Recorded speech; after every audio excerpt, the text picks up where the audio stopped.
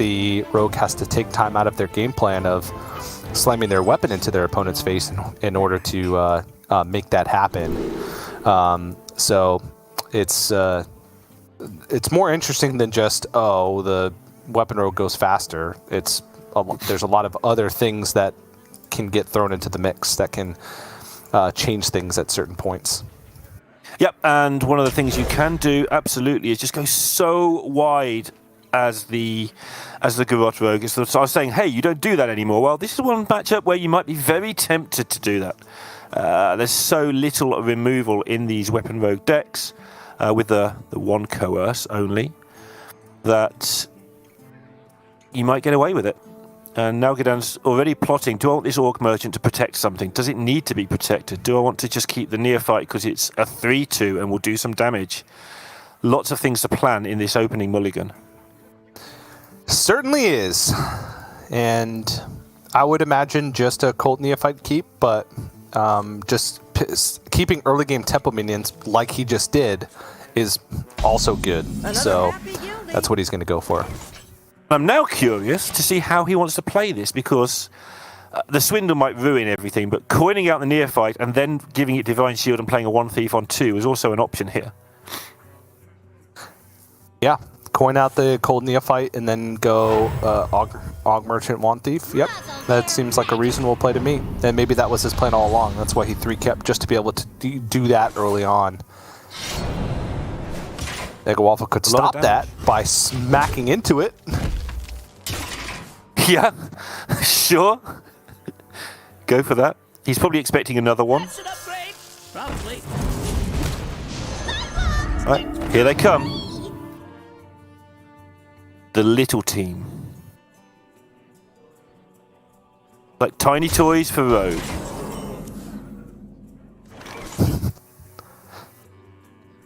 And you have to make them yourself, rather than just play one spell. There's not much else that's similar about them at all, actually. But that means that this Neophyte basically never gets traded into. If it doesn't get coerced, it just always lives. Yeah. But that's the one coerce, so now if Nalguidan's able to get a Guardian Aug Merchant on a field contact, it just lives. Look at this pick, TJ. This is so much good stuff. The Ice Barrier is a massive deal as well. That buys a turn at some point. Possibly 2. Unavoidably going to get set off, so Nalguidan doesn't have to sort of time when he plays it. He just plays it when he's got 2 mana lying around. Mm-hmm. I mean, everybody's got 2 mana lying around sometimes, right? It's just one of those things. Look in the change jar.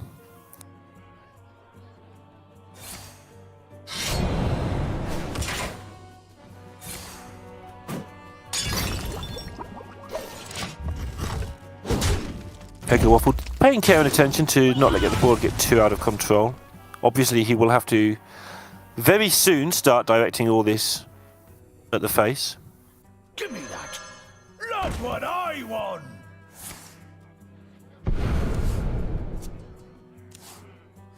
Ooh. All right, now we're cooking. Absolutely. Very curious to see where the Shadow Step goes. My play is always in this position drawn to the field contact. I just want to field contact, play a few things, but he hasn't got any ways to set the field contact off right now. So I wonder if he'll look at the Octobot, which also can't be triggered. Yeah, he's going to wait and see. Yeah, it's just nothing really to guarantee something big could happen next turn by shadow stepping anything. No proc on the Octobot's a big deal. Still no weapon. I mean, if he doesn't play a weapon, got it, hasn't he? I think so, yeah. Otherwise, Nalguidan's just going to go Kazakas into 5. Who cares about my comments? He wants to. Well, there's that too, yeah. Prep it. Hope to get a weapon plus a little bit more as well. Weapon. Mine's the self-sharpening. Oh, there you go. Good weapon. Shank. Too soon. Job done.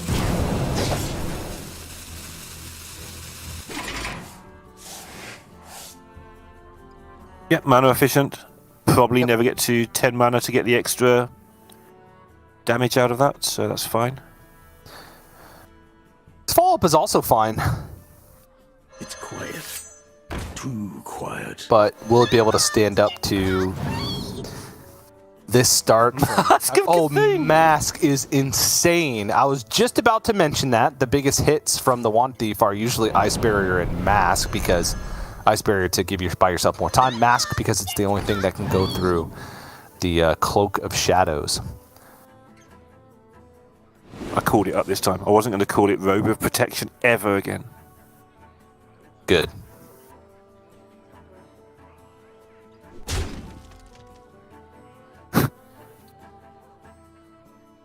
So Nalguidan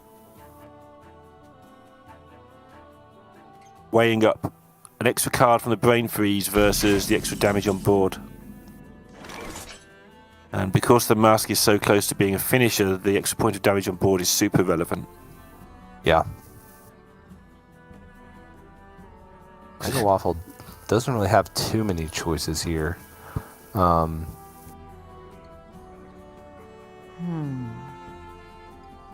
Could just start with like a paralytic poison and a swindle or something like. Well, no, because swindle he'd want to trade first to get the guild trader into the deck. Got to deal with the field contact, so Wicked Step's kind of got to go in there, because I don't think Eggowaffle can afford to use any of this weapon damage into minions for the time being. Right. Maybe with paralytic poison, but you know, even then. Yeah, and if you leave the field contact up, Upstairs. the board is full next turn and you lose the turn after. Yeah. As it happens. Okay, so Nalguidan can take a 1 here from the Kazakas. If he gets +1 to the minions, he does 6 damage and sets up a lethal with a mask on the turn after. Yep. Even through a cloak. Not going to go for that, it looks like, because he attacked first. Yep. Just going to set up Ice Barrier. Okay. I'm perfectly okay with this as well. Yeah, I'm fine with it. It was just a thought that drifted through my little mind that he could set it up, but this is also, like you say, fine. Oh, he's got the 10 this way. Okay, that's why he didn't do it. This is sweet, because he hasn't wasted the mana on Kazakas this way. And he's managed to get the Gurut into his deck permanently.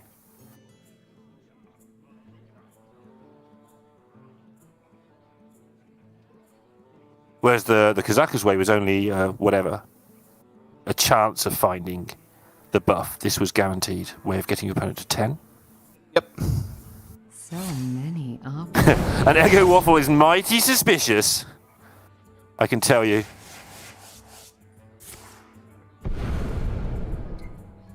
I mean, he's going to do his best here. Yeah. Going to end the turn with Cloak. Try to do as much as he can in the interim. Probably going to see this guild trader traded away.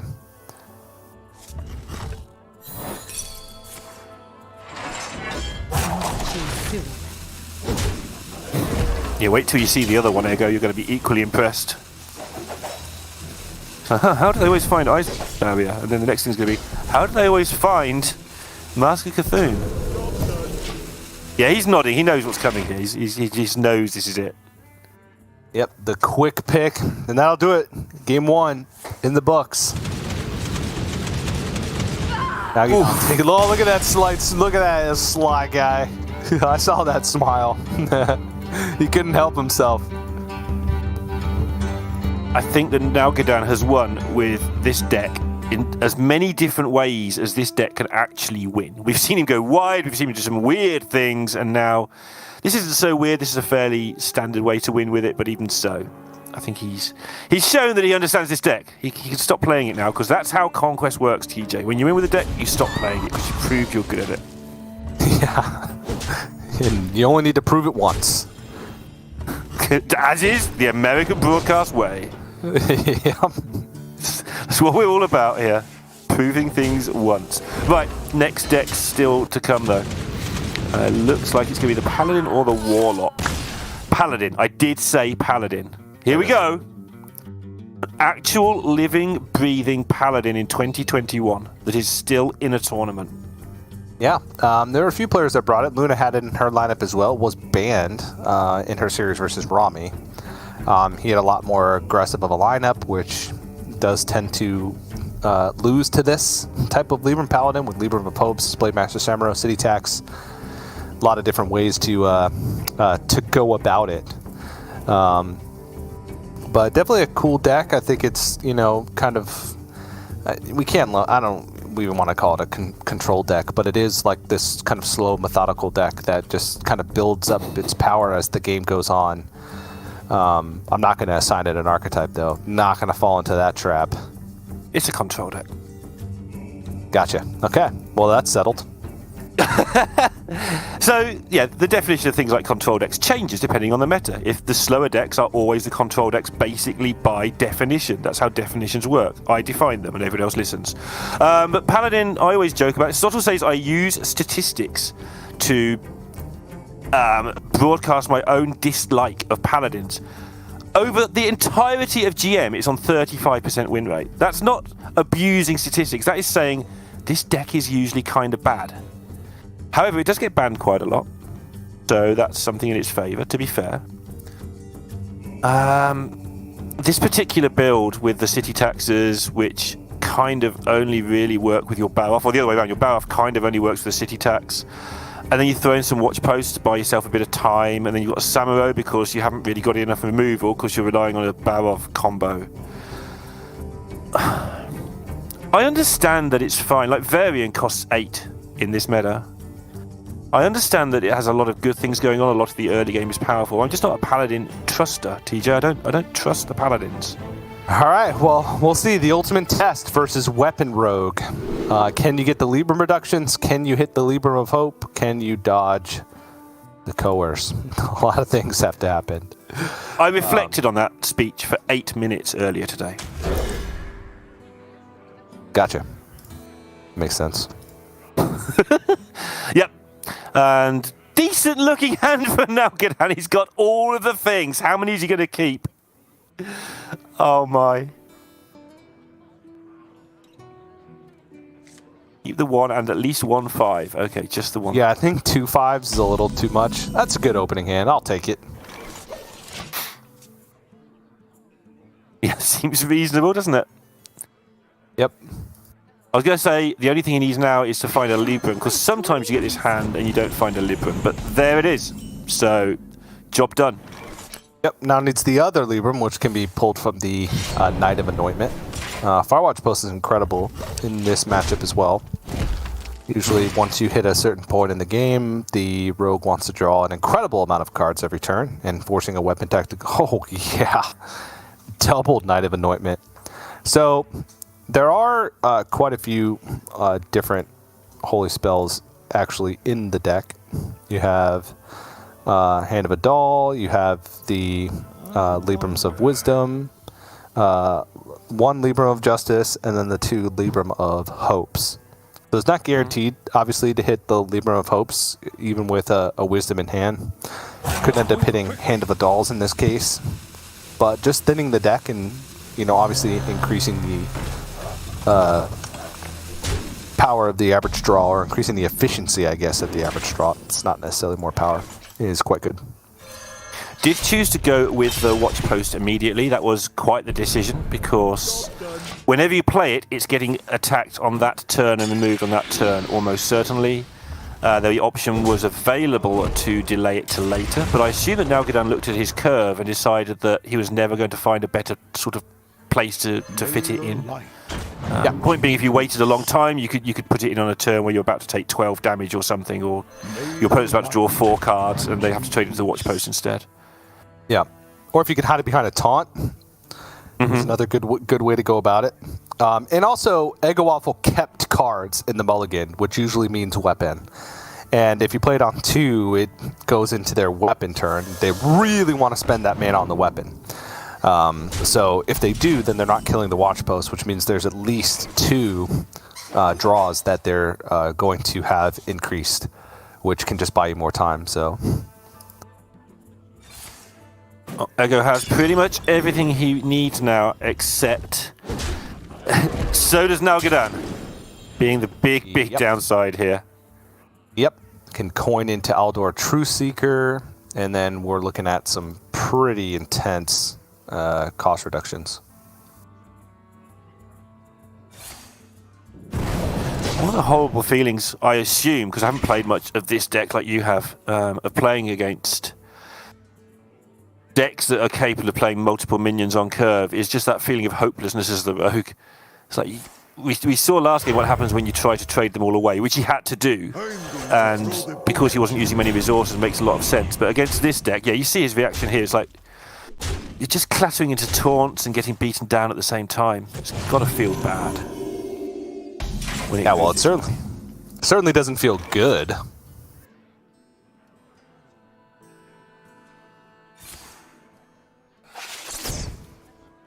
Gonna get some cheeky damage in this turn.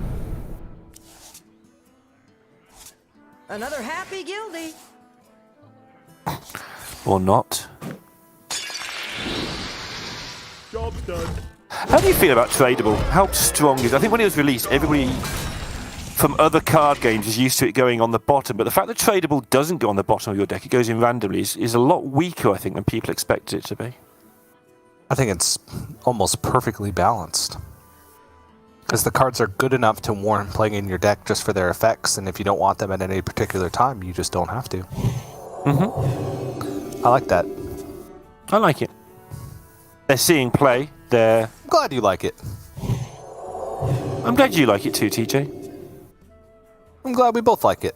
We're the happy party. That's right. Happy Neil, happy TJ, that's what they call us. I've heard it before. They've been calling us that for years. Yeah. Multiple years of being Happy Neil and TJ show. Not so happy Eggowaffle though. He is getting a lot of Librams into a lot of his face. And no real way of fighting back against this right now. Yeah. I mean, he needs so much time right now that he just doesn't have access to, and he has to know that Lever of Hope is coming as well at a certain point. I mean, right now he's just dead on board. Even if he makes a trade here with Paralytic Poison, he still has to find like a Cloak of Shadows or something to be able to deal with this, and he doesn't want that to be a coerce. Doesn't want that to have to be a coerce, because, again, knows that Libram of Hope is coming.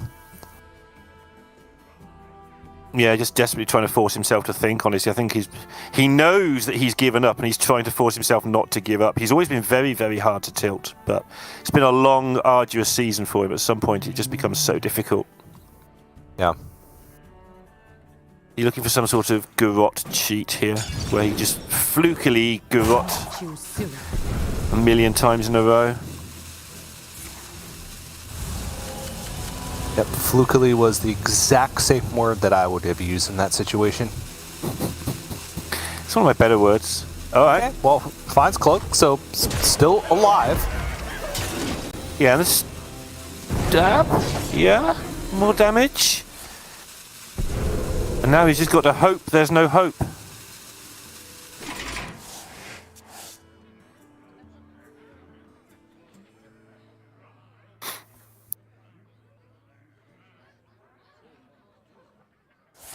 I'm already looking at how on earth, how do you do 19? You don't.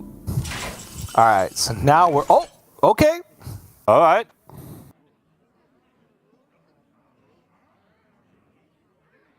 That's actually still incredibly awkward. You don't use that now, right? You go hunting for the second cloak now, and then you coerce next turn and get some garrotes in, and you win with your weapon. Yeah, because he can't do it all this turn, because the only thing that he can use to combo the coerce in order to have enough mana to Cloak of Shadows and Secret Passage is get rid of the coerce. So he has to garrote here. I mean, I guess he could find... No, he doesn't even have any preps. Oh, he's got to hope for Lethal right now? Gull appears, yeah. There is no... Yeah, he can't do it now. Because he had no preps left, so he couldn't even prep at that point. Let's see if he would have hit the cloak. Nope. Wouldn't have hit the cloak anyway. I feel like the play there was to secret passage, try and find a cloak, get a Garrote into your deck, and then next turn try and hit all the bleeds with a second Garrote. I give up. Because you've got the coerce then to try and get through the taunt, get some face damage, and maybe get lucky with the Garrotes. It was a long shot that way, but it felt better. Yeah, no matter what he did, it was a long shot for him to win with like the way that panned out. It wasn't a terrible opening for him either. Was able to kill the Farwatch post early, had a weapon with poisons early. It seemed fine. It's just like when Libram Paladin gets going against this deck, it's just very difficult to be able to beat. Yeah, that was the perfect curve as well. As someone will now tweet and said, no, it wasn't the perfect curve, but it was near enough the perfect curve. Let's go with that. Getting the taunt minions on curve, 6 mana hope, that sort of thing. That's pretty good. You'll take that against a deck that's trying to kill you with weapon swings. Yep. All right. Well, moving on to the last deck for Nalguidan, it is going to be the Handlock. And, you know, looking at the lineup for Eggowaffle, I feel like he's got like a decent chance against it. So if we break it down, he's got Weapon Rogue, which should be theoretically a good matchup. There's no Vipers in the deck for Nalguidan. He just feels like he's going to take too much damage. A Handlock Mirror, which that's just a toss-up. Eggowaffle has been pretty good on the Handlock in the times that we've seen him so far this season. So could be good there. And then, of course, the Anaconda Druid, last of all, which that one can be a little bit tough just because of the balance you have to find when you play Celestial Alignment that makes all of these threats free. The Flesh Giant, the Goldshire Knoll, Anetheron and Baron Scavenger are big enough even to be played for 1 mana at that point. And so you're going to take a lot of damage in the interim, but the pop-off turns can sometimes be difficult for the Warlock to handle. So if you're not going to die the turn that you play Celestial Alignment, as long as you have the tools to follow it up, then you can find yourself in a good spot. So I think we're going to be seeing the Weapon Rogue first for Eggowaffle. So going to get the easier matchup out of the way. Yes. And then we'll move on from there. Yep, it doesn't matter which order you do things in, but I think he'll like to show us what he can do in Grandmasters. If he goes out, he'd like to go down 3-2 rather than 3-0, even though technically it makes no difference. At least you get more screen time, you get to show people what you can do. And the theory has always been you put more pressure on your opponent because they have to play you at 2-2 rather than whatever in the tougher matchup. But mostly I think it's always wise just to get yourself some extra screen time, unless it's really late at night and we've been casting all day. Then just get it over with, guys. But today's not one of those days. Today's good. Nope, we've been going at a pretty good pace today. I'd say an average pace, about an hour per best of 5, and we're on pace for that again. So let's continue this and see some more Hearthstone, shall we? We shall. Last week of the regular season is really like the 1 week where I'm just like, let's just as many games as possible. Yep, absolutely. Keep it going. Let's see how everybody does. Hopefully they all play their best. No one ever does play their best in the last week of the regular season because of the pressure and so much going on, but everyone's trying their hardest and concentrating the maximum. That's what I love about the last week. That everybody urgent with their last bottle of water. It's the same size and taste and everything as the first bottle of water, but it feels like it matters more. Absolutely does.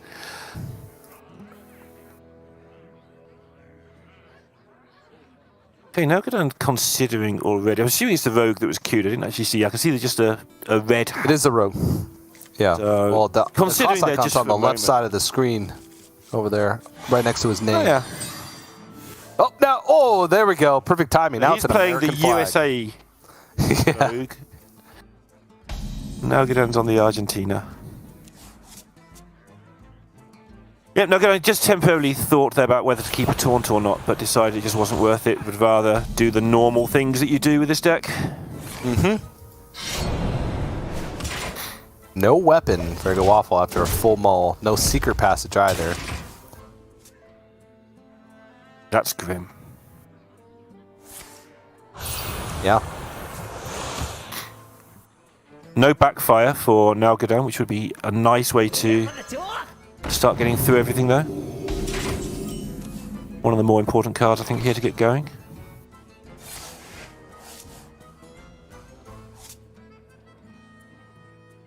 Gonna keep on trading.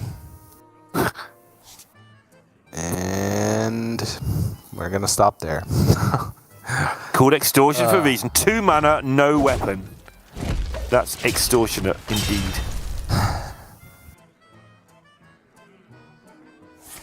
Obviously, you know, playing Weapon Rogue and going 0-3 and in the final game not drawing Weapon Rogue would be a terrible way to It would, yeah. He's not season.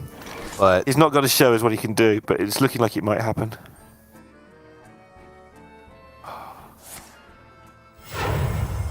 I would say, TJ, if he doesn't get it this turn, then Nalguidan will start playing just such big monsters that everything goes the other way. yeah. Good shot at it though here with the secret passage picked up. At this point, he'll take anything. There it is, self-sharpening sword. You said he'd take anything.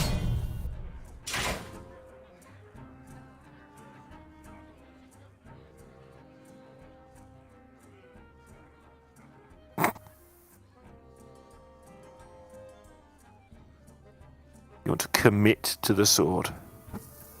So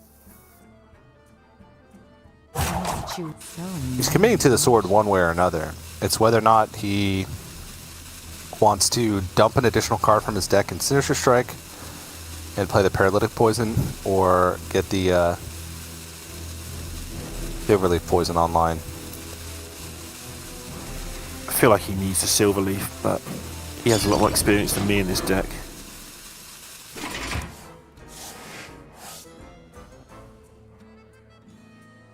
I guess we should keep an eye on the damage in hand. It's building up pretty quickly. Yep.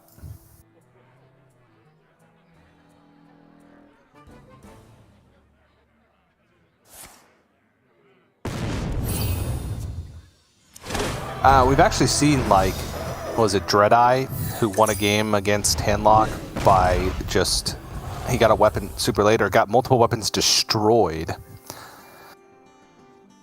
Yep. And then was able to just steamroll the game from there. Yeah, he just held on With and just spell damage, yeah. got the spell damage at the end. But Nalguidan's applying quite a lot of pressure here. And more importantly, can apply a lot of pressure next turn as well. Yeah. And the healing is not insignificant from the Bristleback as well.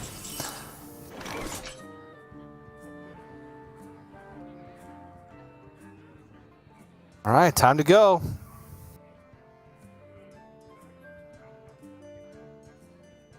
Yeah.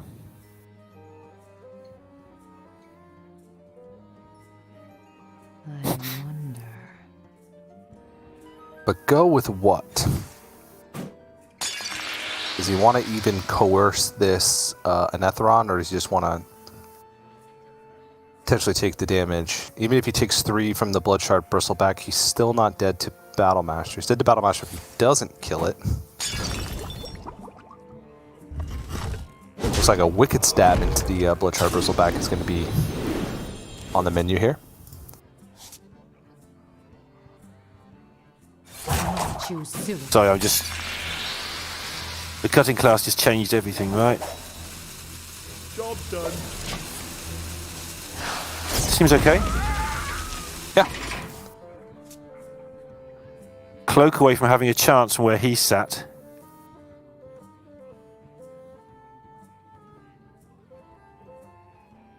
Options for Nalguidan. Big options. He can put a lot of damage into the face. Or he can just start putting taunts in the way. Yeah, For but a multiple 6-mana turns. taunt? Yeah, but then you can raise dead and 6-mana taunt. You've got another 6-mana taunt in your hand. Does the amount of mana matter if you're hitting your opponent for 8 every turn? I suppose not. You've seen the coerce, right? So Yeah. how do you die? And there's no paralytic poison, at least for the time being, on the weapon. Yep. Yeah, that does make sense, actually. It's weird, right? Because oh my goodness, this is just so inefficient. But because that coerce is gone, you fancy your chances of, sure, he might get through one with some wicked stabs or something like that, but then that damage isn't going face. And all the time, his other option is to take 6 more, which you can't afford to do because you're killing with a Battlemaster.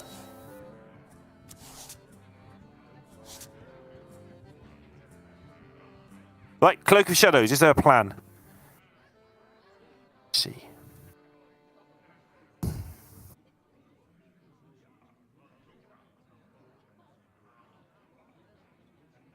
If he coerces now, I think it's like paralytic poison. Actually, maybe he doesn't need to take the damage. The problem is he's got limited damage on this weapon, right? It's maximum 2 more swings, but I don't think the game's going to go this turn plus 2 more turns. He's either going to win or he's going to lose by that point. A ton of damage still in hand, so.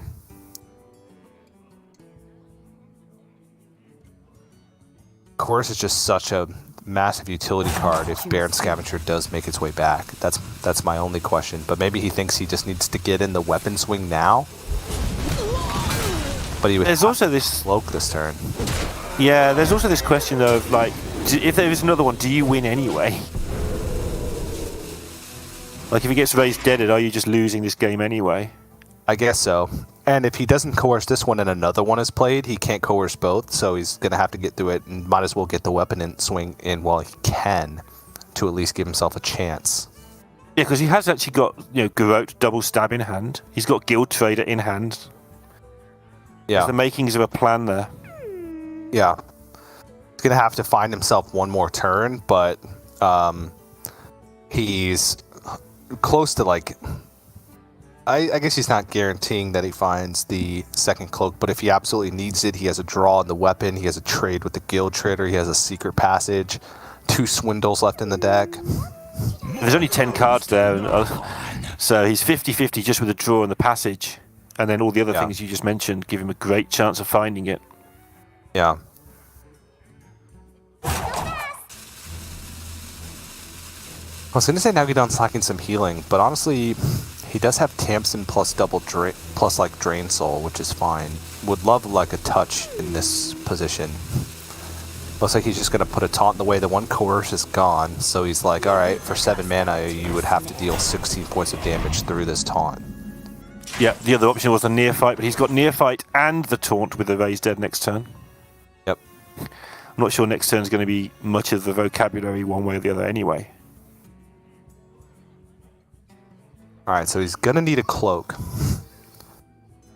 So he's gotta try to leave himself with 4 mana for Secret Passage plus cloak. What's the best way to spend that 3 mana? And he needs to set up a 2-turn lethal because he's not living 1 extra turn beyond the cloak. Stab Sinister Strike? That's also damage that could be dealt from the Guild Trader though as well. Sure.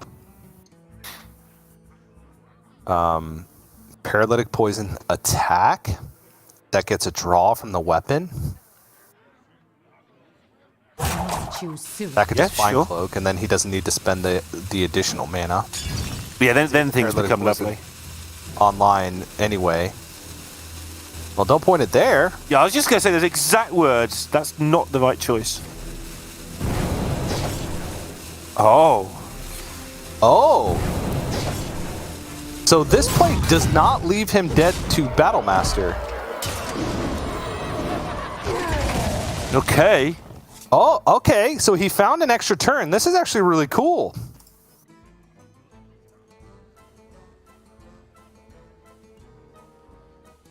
Really is. I honestly didn't expect him to be able to find a potential extra turn. I didn't see this one at all. How does he end the up Wicked with 2 Stab, mana? you'd assume would go face. Well, he had 7 mana. He played double Wicked Stab and a paralytic poison. That's only 5. They had 2 left over. Okay. Okay, glad we solved that. Yeah, solved. That was nice. I like that.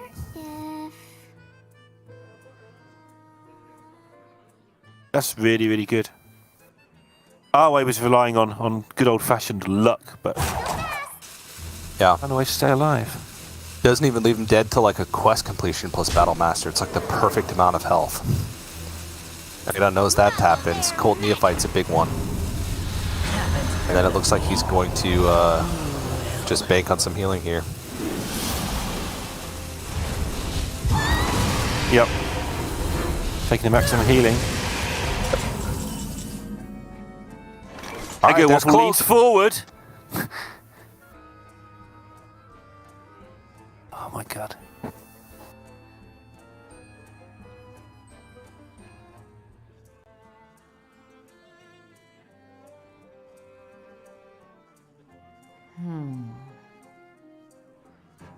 This would be a good time to show the remaining cards in the deck. The only, like, ignore the wicked Ignore the stabs. stabs. Yep. Yeah, there's 1 Sinister Strike and 1 Garrote as far as damage goes. Paralytic Poison, sure, but it's 1 mana for 1 damage, which is not efficient. So if I'm Eggowaffle, I want to pull as many cards out of my deck as possible. Oh. I was thinking trade the Guild Trader Swindle and then Cloak. Does he spot a lethal potential? Choose This is really close. My brain isn't functioning on it. Guild Trader, Sinister Strike, but yeah, that's because of the prep. He can't quite do that because he's under the Neophyte. I'm out of cards. Did he get the Garrote off? He doesn't seem to be swearing, so I'm going to assume so. Not that Eggo swears, actually, he's very calm. Yep. Okay. All right, so he's banking on damage from hand. Nalguidan has the Raise Dead, which he could get back Cold Neophyte. Taunt doesn't matter at that point. It'd be almost exactly Cold Neophyte. That would be a card that he was looking for just to make sure that Eggowaffle can do as little as possible. He also has a Cold Neophyte in deck, but I don't know where he is on quest progress. I think this does complete it. Oh no, he just completed quest last turn. There's a Let's try Bristleback, Spice Bread Baker, a lot of healing. Only You can 6 mana Spice Bread available. Baker and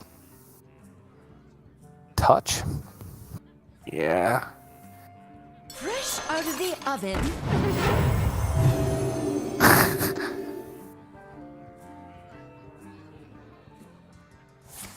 Making Eggo work for it.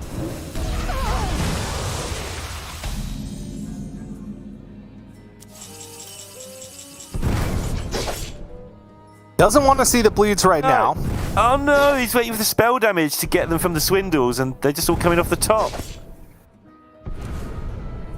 Actually, wait, is that just enough? Should still be enough, right? Surely. Double Sinister Strike is 10, plus the Garrote is exactly 14. Yeah. Yep, and he's counting Wow. the mana as well, and it's just right. Yep. And it's perfectly 9 mana. Actually, yeah, 1 to spare. You're right. That was quite impressive, honestly, from Eggowaffle. That is not a situation that I thought he was going to be able to get out of. Buying himself the extra turn by throwing the Wicked Stabs into the minions was very clever, and attacking into a minion. And then even the turn prior, like getting rid of his weapon swing for the card draw, just trying to dump cards from his deck, knowing that the Garrote was there, putting the bleeds in, and then counting damage with just Guild Trader, Sinister Strike, Garrote from hand, was very cool. So just overall, I think a nice game there. Yeah, I was also To keep himself alive.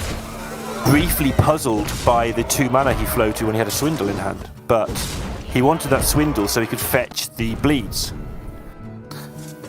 If he needed to, yeah. I mean, as it turns out, he didn't need to, but he kept those swindles, so if he didn't draw the bleeds off the top, he could go Guild Trader Swindle and try and start a bleed chain that way. Yeah, Because sitting there with 2 mana and a swindle in your hand, I'm thinking, well, that's a bit silly. That's why I highlighted it, and I thought, hang on, no, there's a good reason for this. What is it? What is it? And yeah, it was the keep the swindle so you can get the bleeds if needed. Yep. I think that plan worked out quite nicely. Yep. As it happens, he had 2 swindles in his hand, so he was wrong. No, he wasn't wrong at all, obviously. Yeah. But now we move on to a Handlock mirror, and I think this one is card for card the same. Both players playing a Spice Bread Baker and the one of Unstable Shadow Blast. Everything else is exactly the same. So we have a true Handlock mirror on our hands. It hasn't been often that we've been able to say that because the deck has changed so much, but because of the nerfs, it's kind of settled in a... No, just that. That's the end. It has settled. In a settled kind of way. Yeah. And we're 2 weeks into the same thing. You were saying before, with all the nerfs, it was always hard to tell who was ahead of the meta and who was behind the meta.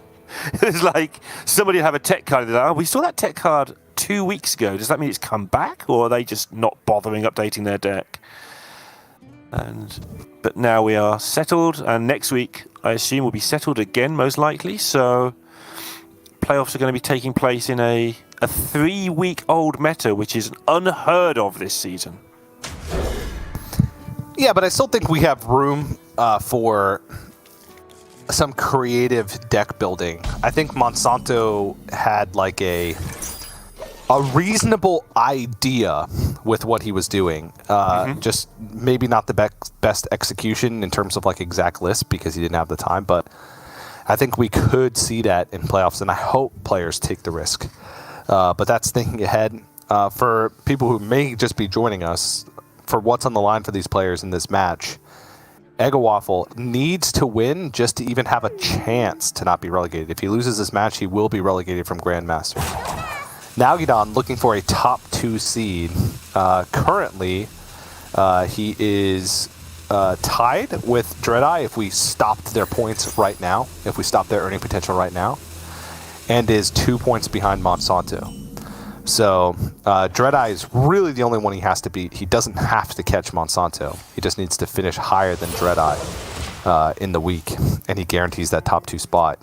And wouldn't be able to do that unless he wins this very match. So the top 2 spot in playoffs does get you a bye in the first round. You basically get to start off with a free win. So quite important when everyone matters. And the whole internet, the whole of the internet, everybody, much as we all love Monsanto, I think he's a lot of people's favourite player, want Monsanto to come 3rd and then qualify for Worlds. Just because of the explanation he gave as to why he was trying to take Dreadeye out this week to finish, he was guaranteed top 2, less than a 1% chance. Every time that Nalguidan or Dreadeye win one, it's like a little bit more of that percentage chips away, and Monsanto finishing in 3rd place. I mean that in the nicest possible way, which isn't that nice, of course. You can't say, hey, I hope you come 3rd out of 2 in a very nice way. But it would be amusing, wouldn't it? For everybody apart from Monsanto, let's face it. Yeah. And even then, I think Monsanto knew what he was getting himself into when he brought it. I don't think he would... Yeah. That's Yeah. what did him in. He has got a very calm and amusing sense of humour. Can you have a calm sense of humour? Yeah. Sure. You can use any word you want to describe anything. I mean, I often do. Yeah. Sometimes totally unrelated words to what I'm supposed to be saying. Like hyena. We've never talked about hyenas on broadcast. Did you know that? A knoll is kind of like a hyena. Is it? Yeah, it's like a hyena humanoid. Can't imagine it laughing, though. They laugh. Looks like he just sort of grunts and eats things. Yeah, and then he laughs. I see, because he's happy that he's eating things. Okay. Yep. Glad we tidied that one up. Trust me, I'm an expert. A knoll expert or a hyena expert or a laughing expert? We know you're a happy TJ. We established that. All three. All 3 of those things. All 3 of those 3 things. experts. In fairness, you did say to assume. If there's multiple things you could be, assume them all. So yeah, I should have just got that right. Right, back to the game. Muzzle their magic. Both players not really finding many threats here. Which is interesting. We don't usually find ourselves in this predicament. It was actually interesting in the mulligan. Eggowaffle threw away the tour guide, despite the fact that taps were at a premium, presumably looking for bigger things. Yeah. Has found bigger things, and occasionally, you know, tour guide's a good way to kind of fill the gaps, but not like the end-all, be-all, want to have in my mulligan kind of thing, kind of situation. Also puts it in your raised dead pool, which, you know, when you're hitting each other with 8-6s and 8-8s, you don't really want a 1-1 to pop up and spoil the party. You know those parties where you just sit there and the 1-1 pops up at the end, it's like, this is a bit of a bad party now. Yeah. Been to many of those. Oh yeah. Those. You can do the washing up 1-1, that's all you're here for. That was me. Oh yeah. Alright, gets the giant down for 5 mana. Again, talk about that raised dead pool. This one costs 5, but the next one will be cheaper and, you know, guaranteed at this point, I think, to come back too. So that's the strategy Eggowaffle is working on. Just get as many big things repeatedly as possible. It's a mirror, so if I get more big things and you get big things, there's a good chance I finish out on top because I've got more value for my stuff.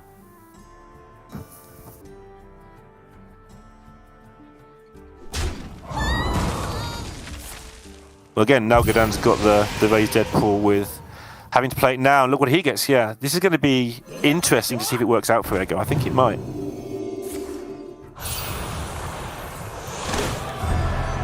Yeah, this matchup's, I mean, we've said it many times, is really all about those swing turns and not overextending into what your opponent can do. Obviously, the ideal situation is to build a big board and then protect it with a cold neophyte, because that reduces the chance that your opponent's going to be able to swing. But even though the first player to play their threats oftentimes comes out on top, it's not 100% of the time because of the ability, especially when the game goes on for quite a while and you get to that point where you have 10 cards left and you can go for like bristleback scavenger turns. Just being able to respond to what your opponent's doing can be a big enough deal. And Nalguidan is 5 cards now, but at the start of this turn was 6 cards ahead in the getting to 10 cards stakes, which he's nearly got to. He will be there next turn.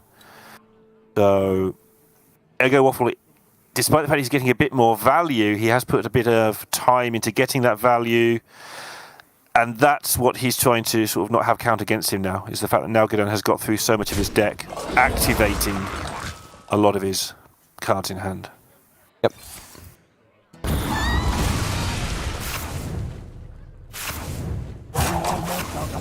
Here's the catch-up, and now Nalguidan gets to serve.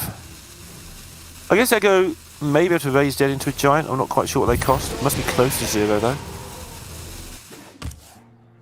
But was kind of close to 0.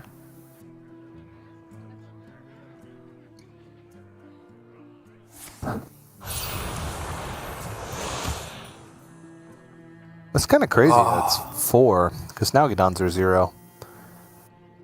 Yeah, and Eggo's was 5, and that seems like ages ago. Yeah. I mean, if you look at his last turn, he really didn't do much. He played an ult and he soul rented. I guess he raised it in there, but I mean, that's only one source of damage, and there's no quest completion along the way. So,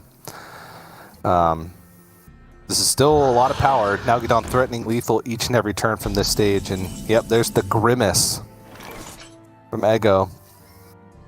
Yeah, Nalguidan's ahead in cards and all that sort of stuff as well. So not only is he ahead on board, but Eggo's going to have to use resources to not lose the game, if he even can, which I'm not even sure that's possible.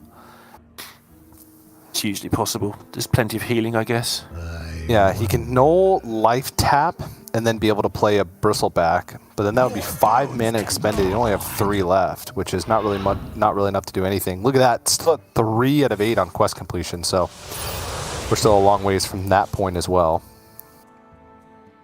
So a drained soul, which he urgently needed.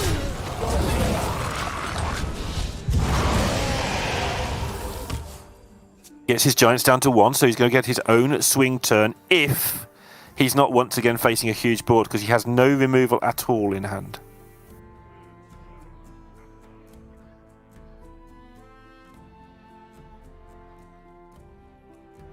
And somehow Nalguidan in his deck still has a Scavenger, an Etheron, another Null. He can draw into quite a lot with his backfire. Raised heads have gone a long way.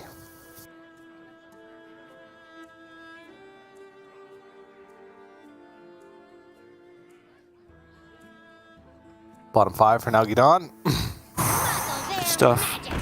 He's not out of stuff, that's for sure. Looks like he's going to be on the defensive. He's either going to win next turn or be on the defensive for a long time, depending on what Eggowaffle picks up. Okay. Well, he didn't find the giant. He has completed the quest, though, which is another layer of threat that Eggowaffle has to worry about. Yeah. I mean, Eggowaffle needs to rip a Soul Rend, play it, dump some giants and some other stuff, and try and win in like 2 turns. Yeah.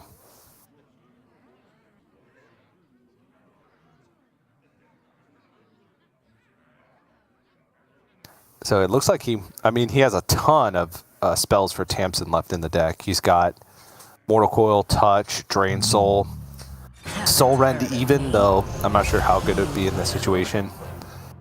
Unstable Shatter Blast, just looks like he's going to try and get these online. Go for Turbo Quest Completion, can actually play an infinite, not an infinite, but because of the Cold Neophyte is able to play multiples. Obviously would prefer, maybe not even prefer that this was a touch, because this actually gets him to quest completion a lot faster.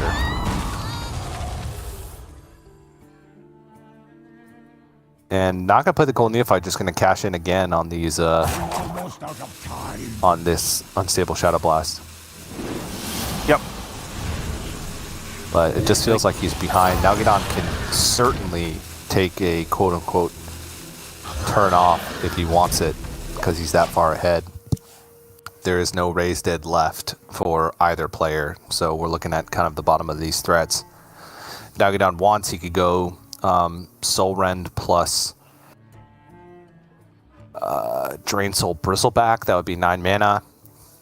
Would heal him up to nearly full. We'll get rid of 1 card in his deck. I wonder if he wants to Drain Soul first to get rid of another card in his deck, but he's got some pretty big ones. He's got Tamsin, Soul Rend, and an Etheron in the bottom. Yeah, I think he'd like to hold on, draw those. Also, healing up to full just before you drop the Tamsin seems to be decent to me.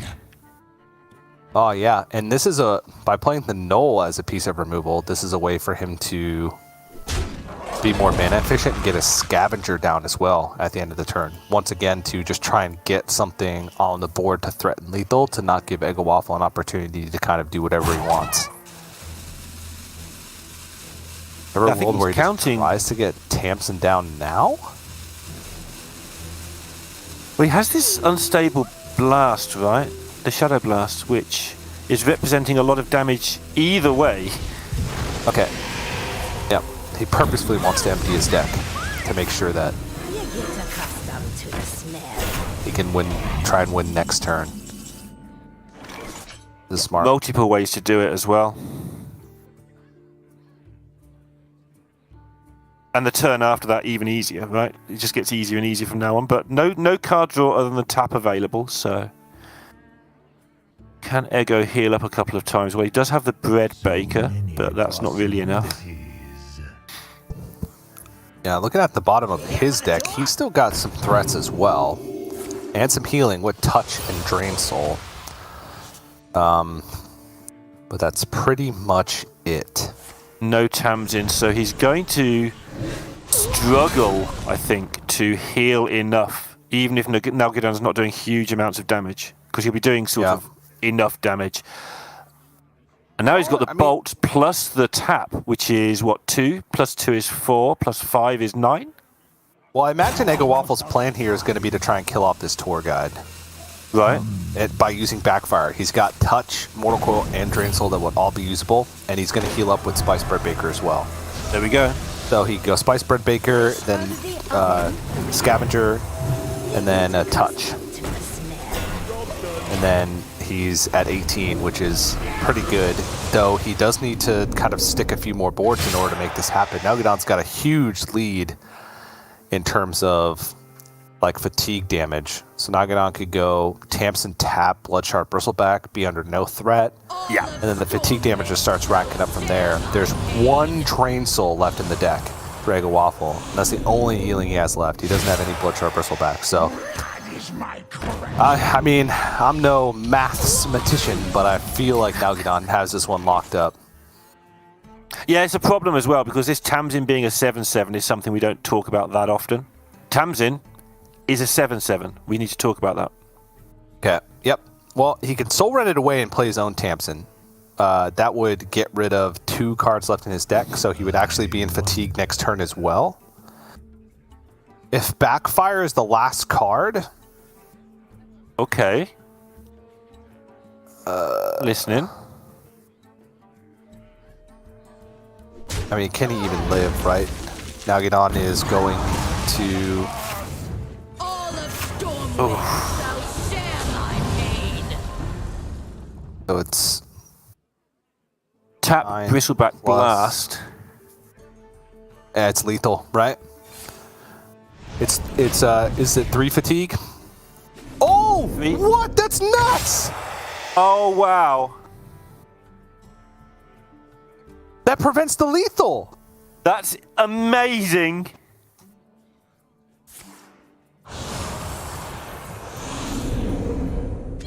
I mean, Helping. he's still dead. But as his last moment on Grandmasters, he makes a nutty play. What a way to go out. The second most famous self-ping in Hearthstone history.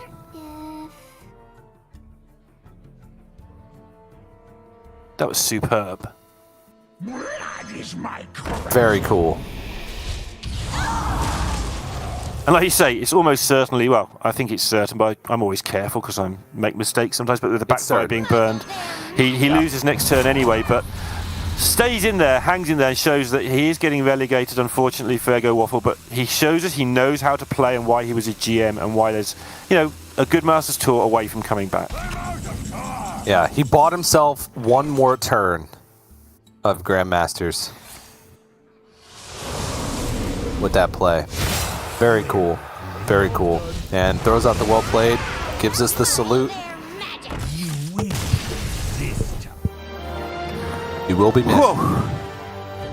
He will. Thank you, Eggo, for your time here. Hope to see him again. Nalguidan, though, obviously refraining from celebration like most of our Grandmasters across the regions have done when they've eliminated somebody. Nalguidan, very workmanlike, getting the job done very well. And seems to be something we're saying more and more as the weeks go by. Yep. And I do think that was a cool way to go out. I think that Eggowaffle had some exceptional games in this series. The rogue game that he ended up winning, and even just some moments in this game, which obviously just showed his understanding. I think Handlock's been one of the best decks that we've seen him on thus far this season. He was one of the first players to get on the Netheron train when Handlock was first starting to be played as a deck, understanding its strength. I think he has showed some moments of brilliance, but just hasn't been able to get a good streak going. And thus, he will have to go back into the Master Tour system and try and qualify back. I said it, he's all the way down it says 21st, but he's like tied for 16th, yeah. Because everybody there is tied. They all have the same 6 amount of points, and they all have it from the exact same Masters Tour, oddly enough. That's very bizarre, actually, but whatever. But he's actually only 2 points behind the current non-GM 4th place, which is now Kayla's Luna. So it's really not